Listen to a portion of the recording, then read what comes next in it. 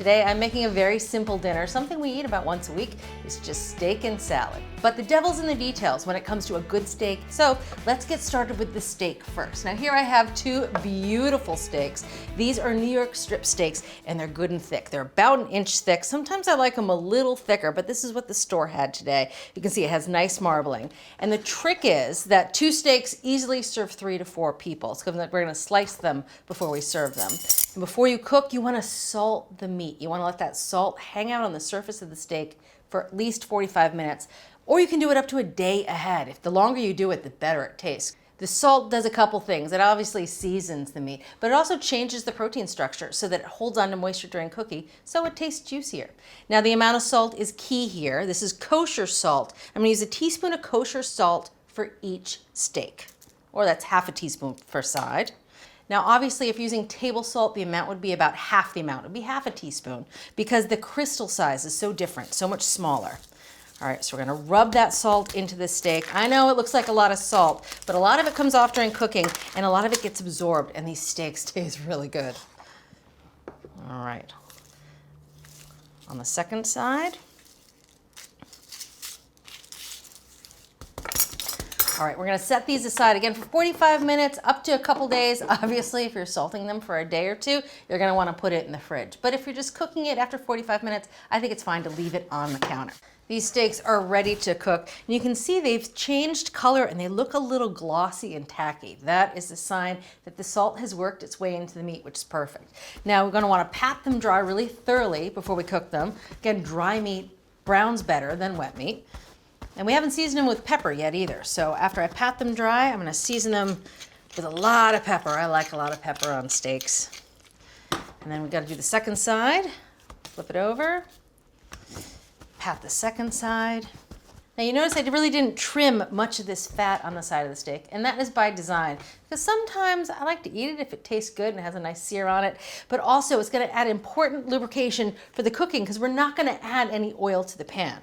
So here I have a 12-inch nonstick pan. Now this is a really unusual way to cook steak, but it works like a charm. And once you get the hang of the method, you don't even need to follow a recipe anymore. You just know to start in a cold skillet. That's right, a cold skillet. 12-inch nonstick pan. Put the steaks in the cold skillet about 1 inch apart. I'm gonna put this over high heat and we're gonna flip the steaks over every 2 minutes. And that just gets even cooking all the way through the steaks and even browning. And yes, the steaks will have a gorgeous sear on them by the end. Someone at work once explained the flipping of the steaks like old school sun tanning. You know when you're on the beach and you flip over every hour to get an even tan? Same thing for the steaks in the pan. So I'm gonna set the timer for 2 minutes and then we'll start flipping. Now we're about 1 minute in on these steaks. You can hear them start to sizzle and some of that fat is rendering. Again, that's gonna help the steaks brown. Now they're not gonna brown right away. It's gonna take a flip or two, but then you'll start to see them get a really beautiful crust. There's the timer, 2 minutes. Give it a little bit of a flip. All right. Timer for 2 more minutes, and we're off.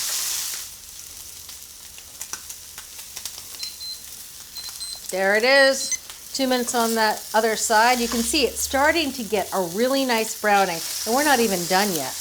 All right, so back to the first side.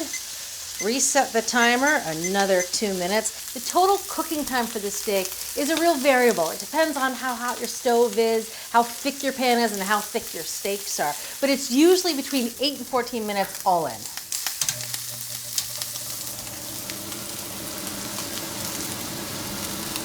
Also, I turned on the fan for obvious reasons. And you can see how it's really starting to steam and smoke. So I'm gonna turn the heat down now to more of a medium. All right, so these have been in the pan for about 12 minutes, again, flipping every 2 minutes. And I'm looking for a temperature in the very center, around 120 to 125 is a perfect medium rare. The carryover cooking on these steaks is significant. So carryover cooking is when you take the meat out of the pan, it's still really hot and the meat is still gonna cook through. And so because we're cooking on such a hot surface, there's a lot of carryover heat in the steak. So pulling it out around 115 to 120 is perfect medium rare. Now that steak was a bit smaller than this steak, so let's see. Perfect, perfect. All right. Okay, so we're gonna set these steaks aside, let them rest for 5 minutes at least. 10 minutes would even be better. When you let steak rest, what happens is the muscle fibers start to relax and they reabsorb all those juices. So you get a juicier steak. So don't skip the resting. So while those steaks rest, I'm gonna make my all-time favorite sauce. It's more like a relish that uses parsley, and I put this on everything: chicken, fish, shrimp, cauliflower, and I vary it quite a bit. Now, the one I'm making today is based on parsley, and it actually has a name. It's called Persillade sauce. It's a classic French sauce. I've been misnaming it for years. I've been calling it Persillade. I don't know why, but whatever you call it, it's fabulous. And it uses 3/4 of a cup of parsley leaves, which is a lot. Now, I often sub out parsley for cilantro. Makes one of my favorites. Sometimes with the cilantro, I put in some mint or a little bit of tarragon. Whatever fresh herbs you have really just makes a lovely relish. So we're gonna pick about 3/4 of a cup of parsley leaves, which is a lot. And I don't want the thick stems in there, but any tender stems from the very end of the parsley is fine. And if I have a lot of parsley stems, I tend to save them in a bag in the freezer. They're great for when you throw together a big pot of broth, chicken broth or beef broth. They just add good flavor. So I hate wasting things if I don't have to.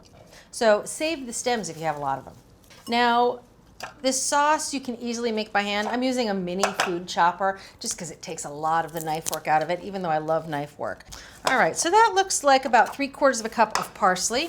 Put all this back in the salad spinner. Obviously, I washed the parsley. Next, we're just gonna add 1 scallion, just for that little bit of oniony flavor, that allium-y flavor. But scallions taste so good raw. Now I'm gonna chop it a bit before I put it in the food processor, just to make it a little easier on the processor blades. Now, in cutting the white parts in half lengthwise is just something, is a habit of mine, just to make them all the smaller. So those are the ones that tend to get stuck around the food processor blade. All right, into the food processor. Next up, we're gonna add some garlic, 3 cloves of garlic.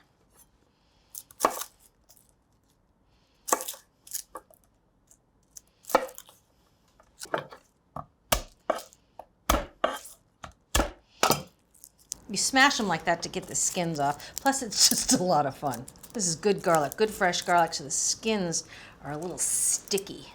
I like that. That's the sign of the good fresh garlic.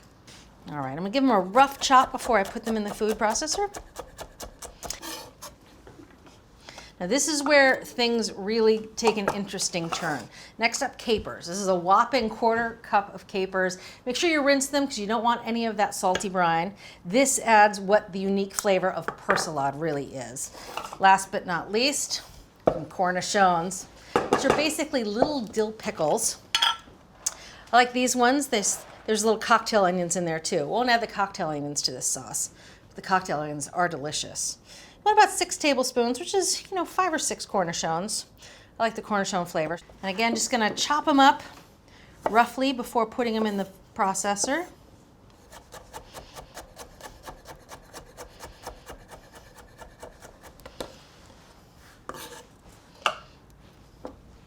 All right, here we go. On goes the lid. Just pulse it until it's a nice, fine, relish-like consistency.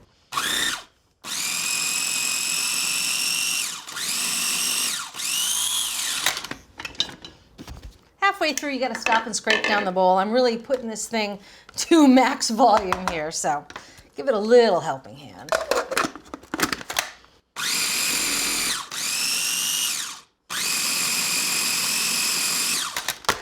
All right, that is it.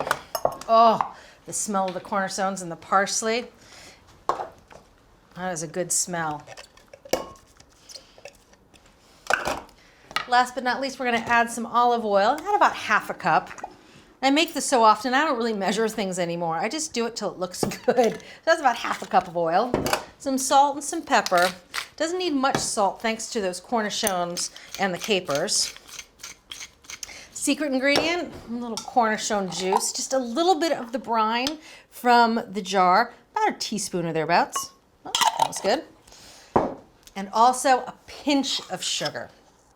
I'm not big for adding sugar to savory recipes. I like to stay away from sugar as much as I can, but a pinch here really helps to bring out the parsley. So, oh yeah. Oh, that looks good. I'm gonna add a little more oil. I like it to just have a little more of a sauce feeling, less of a relish feeling. And this will last in the fridge for a few days. And like I said, it tastes good on everything. Steaks are rested. I've poured myself a nice glass of wine, and it's time to slice in and see if I nailed the medium rare, which is very important to me. And obviously I'm using a carving board, which is a board with a moat around the edge that helps catch any of those juices. Just prevents you from making a mess all over your countertop. And also those juices often wind up on the dog food. All right, let's take a look here. Always a little bit more well done on the ends. And the redness comes in a second or two after you cut it. That's what I'm looking for, medium rare right in the center of the steak. Obviously, it's a little more well done on the edges, but it's the center I care about. And if you're serving a crowd, that's usually a good thing because some people like more well done meat and they can eat the ends while I will eat the very center. Ooh, perfect. There's one. Let's check out the other one. Oh, these little nubbins on the end. Oh, that's a prime bite right there. Ian and I will fight over that later. Oh, this one's looking good. Oh, there it is. Nicely rested. Perfect medium rare right in the middle.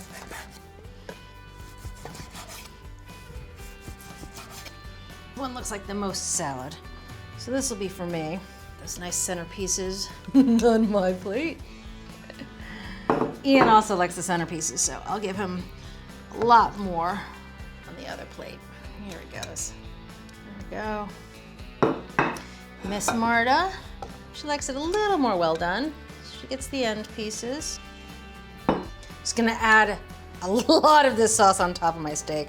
I like as much sauce as I like steak, kind of equal portions.